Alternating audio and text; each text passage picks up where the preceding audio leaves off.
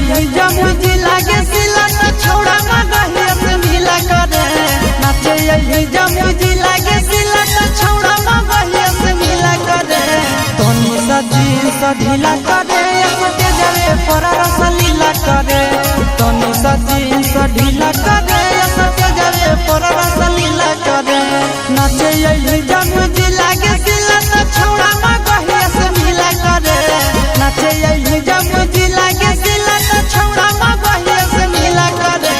तोनी सा जींस ढीला करे सटे जावे पर रस लीला करे। तोनी सा जींस ढीला करे सटे जावे पर रस लीला करे।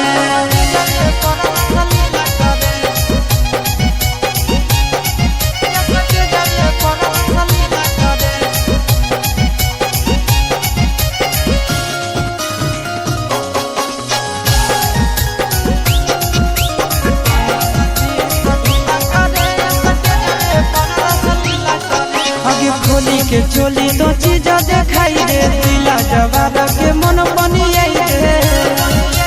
हे बिहारी खोली के चोली तो चीज दिखाई दे दिला जवाब के मन बनी दे।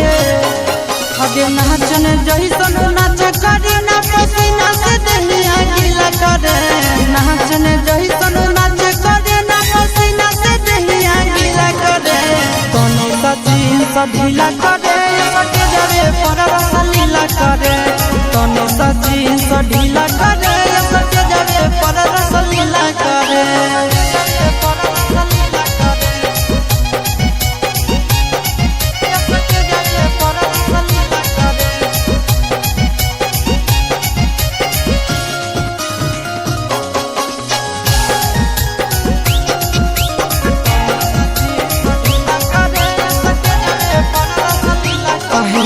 कमर पकड़िया नियन लंबा काई दे जमुई के छोड़न के पागल बनाई दे।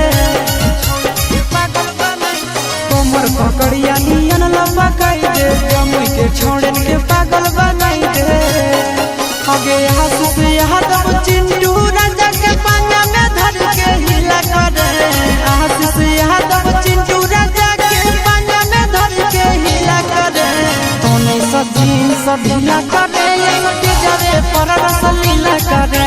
तोनी सा जींस ढीला करे।